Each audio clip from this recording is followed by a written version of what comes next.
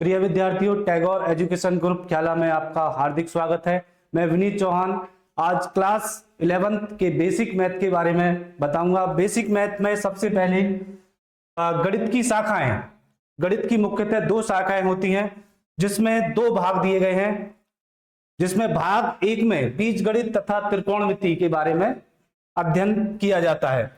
अब इसमें भी बीजगणित, अब बीजगणित में समुच्चय, समुच्चय यानी कि पहली प्रश्नावली है इसमें, दूसरा संबंध व फलन इसी से संबंधित, तीसरा रेखिक असमीकाएं और चौथा क्रमचय और संचय तथा अनुक्रम तथा श्रेणी।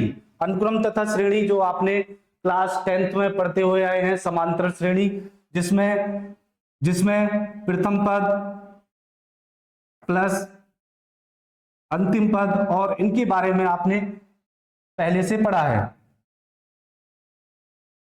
दूसरा भाग है इसी में, भाग 2 में त्रिकोणमितीय अनुपात। त्रिकोणमितीय अनुपात जो आप जानते हैं किसके बारे में, sine theta, cos theta, tan theta, ये हमारे त्रिकोणीय अनुपात होते हैं 6, और इनके ही व्यतक्रम साइन कॉस टेन के व्यतक्रम, यानी कि साइन का व्यतक्रम कोसेक थीटा और कॉस का व्यतक्रम सेक थीटा और सेक का व्यतक्रम कॉट थीटा।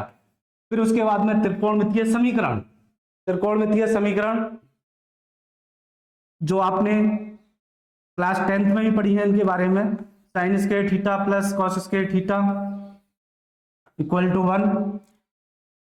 दूसरी होती है sec square theta minus tan square theta बराबर 1।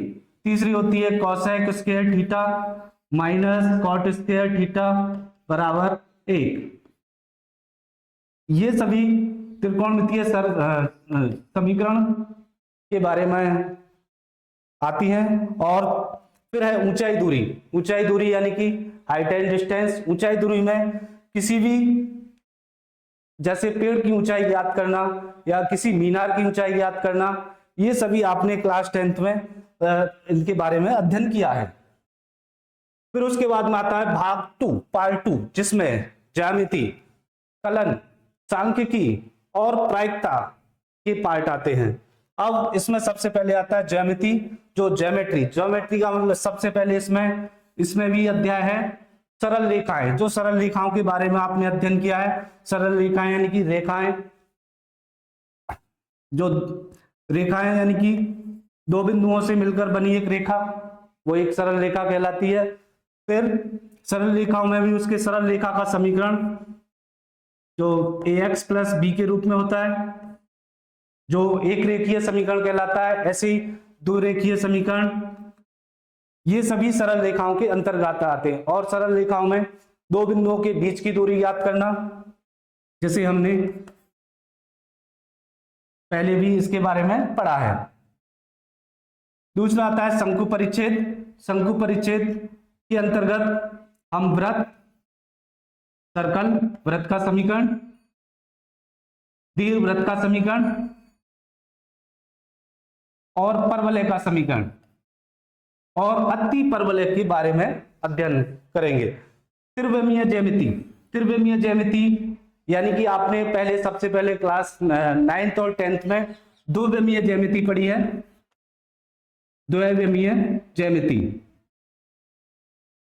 द्विविमीय ज्यामिति में जिसमें दो सरल रेखाओं को एक दूसरे पर किसी एक बिंदु पर काटती हुई होती है, जिसमें दो पार्ट होते हैं, दो तल होते हैं। कौन से तल? एक एक्स और एक वाई तल, एक्स व वाई तल, जो द्विविमीय ज्यामिति के अंतर्गत आते हैं। और त्रिविमीय ज्यामिति में जिसमें तीन तल आते हैं, कौन कौन सा? एक्स वाई जेड, ये त्रिविमीय ज्यामिति में आता है, अंतर्गत आता है। अब इसका दूसरा पार्ट है कलन, जो कैलकुलस, ये क्लास 11th का काफी महत्वपूर्ण पार्ट है, जो काफी इंपॉर्टेंट, जिसमें सीमा ज्ञात करने के लिए किसी भी फलन की लिमिट को ज्ञात करते हैं। दूसरा फिर आता है अवकलन। अवकलन का मतलब होता है कि किसी भी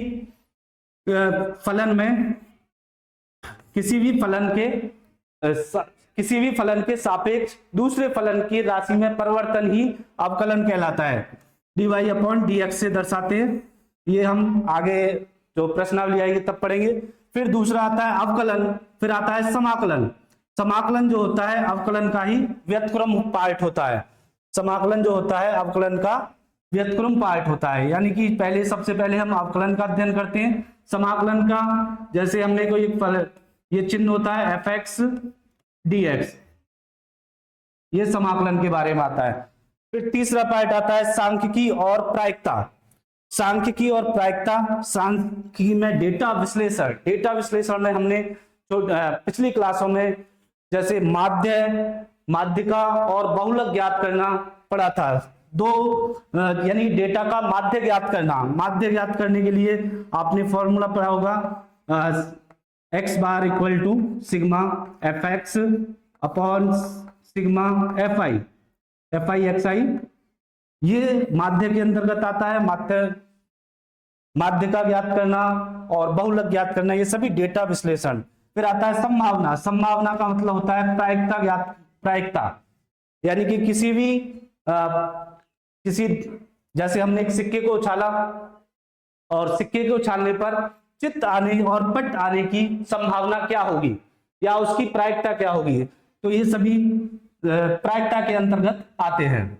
फिर यहाँ पर एक देखो, मैं आपको बताना चाह रहा हूं, यहाँ एक फ्लो चार्ट दिया गया है जो संख्याओं के बारे में बताया गया है। सबसे पहले आती है सम्मिश्र संख्या। सम्मिश्र संख्या को हम z बराबर x प्लस आइटा y से दर्शाते हैं, यानी कि ये सम्मिश्र संख्या को दर्शाते हैं। और x जो होता है इसमें शुद्ध वास्तविक संख्या होती है। x क्या होती है? शुद्ध वास्तविक संख्या। और y जो होती है वो कौन सी होती है? काल्पनिक संख्या, जो इमेजिनरी नंबर होती है। ये जो y काल्पनिक संख्या जो आती है, आपने क्लास 10th में इसके बारे में पढ़ा था कि जब हम विविधतर ज्ञात करते हैं d यानी कि लेस देन 0, d का मान 0 से कम होता है तो काल्पनिक उसके मूल आते हैं। मूल का मतलब x का जो मान है वो रूट 1 आता है, जिसको हम आइटा बोलते हैं, और आइटा ही एक काल्पनिक संख्या के रूप में होता है। अब यहाँ पर भी शुद्ध वास्तविक संख्याएं दो पार्टों में डिवाइड की गई हैं, परमीय संख्याएं और अपरमीय संख्याएं।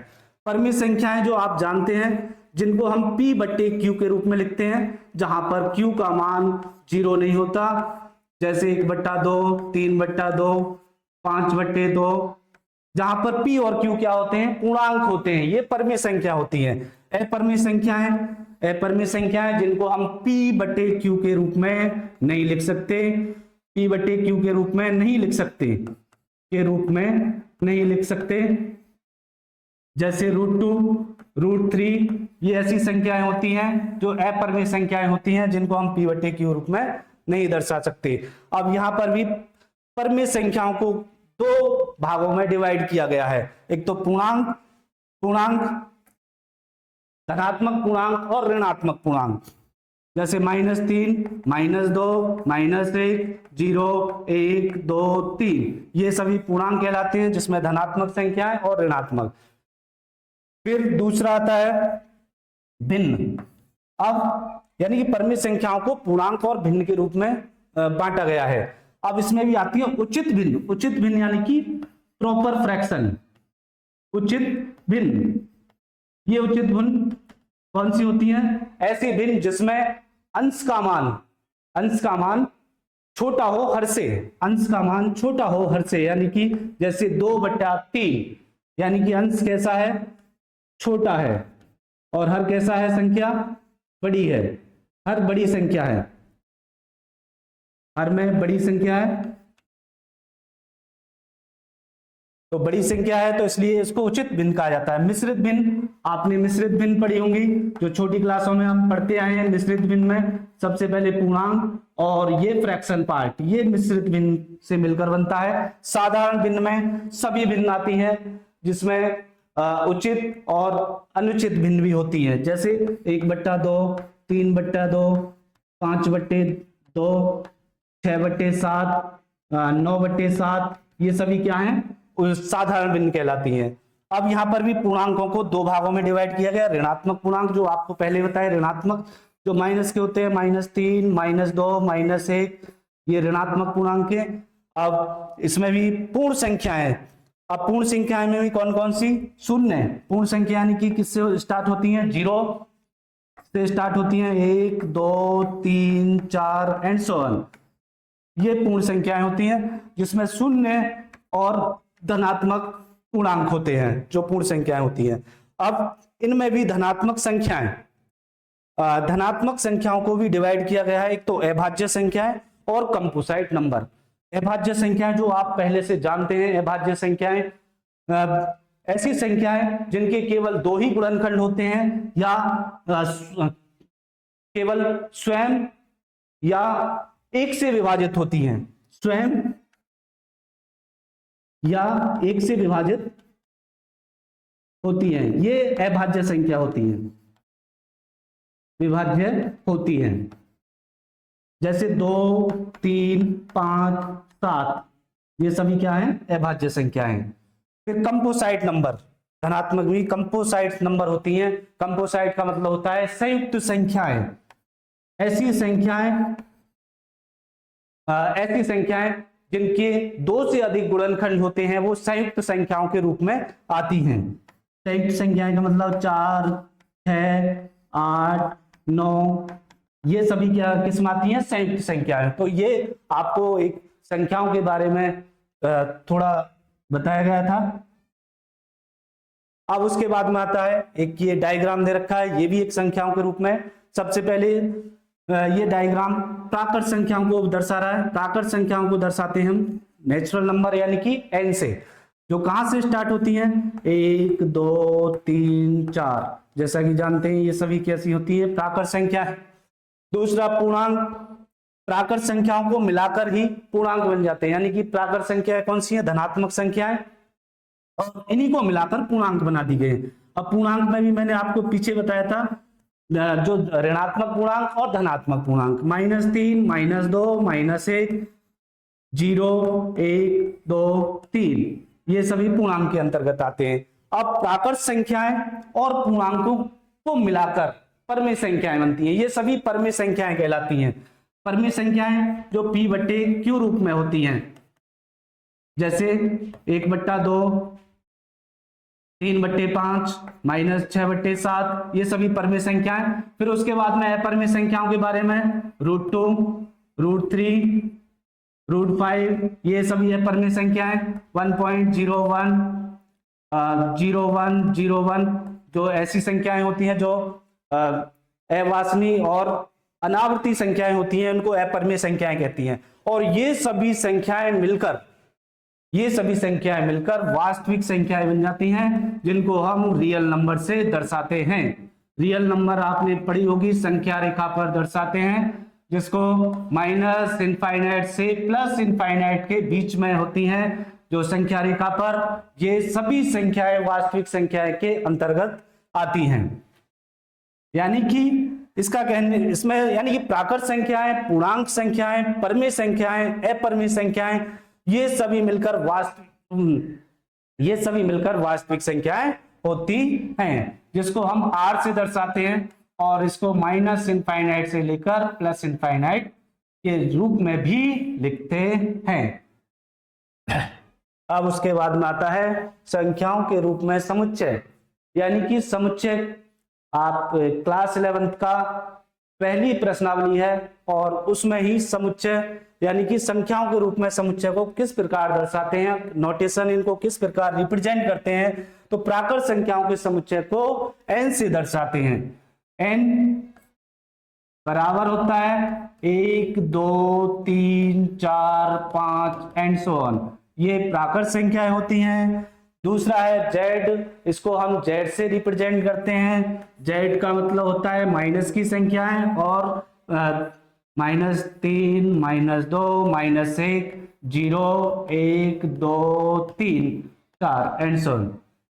अब मैं बताना चाहूंगा आपको, 0 जो है ना तो धनात्मक होता है ना ही ऋणात्मक होता है। 0 ना ही धनात्मक और ना ही ऋणात्मक, न धनात्मक न ही ऋणात्मक।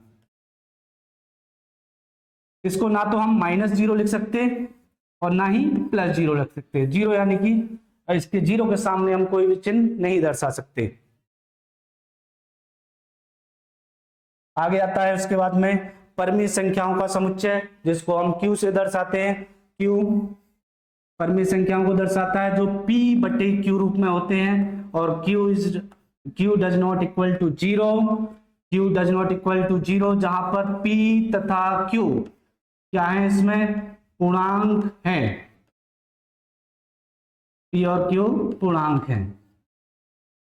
फिर उसके बाद में आता है Q प्लस, जिसमें धन परमीय संख्याओं का समुच्चय होता है।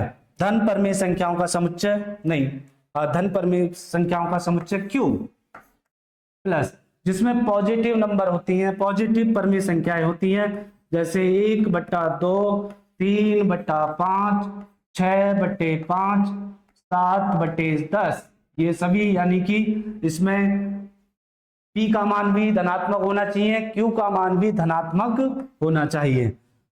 एक धन पूर्णांकों का समुच्चय जिसको Z प्लस से दर्शाते हैं, जिसमें धन पूर्णांक आते हैं +1, +2, +3, +4 एंड सो ऑन। फिर उसके बाद में आता है R प्लस, जो धन वास्तविक संख्याएं होती हैं, जिनको हम R प्लस से दर्शाते हैं। इसमें सभी पॉजिटिव रियल नंबर्स होंगे, जैसे +1, +2, +3, अब +4, +5, यानी कि इसमें परमेय भी धनात्मक होंगी और अपरमेय भी धनात्मक संख्या होंगी। तो आज के लिए इतना ही, धन्यवाद।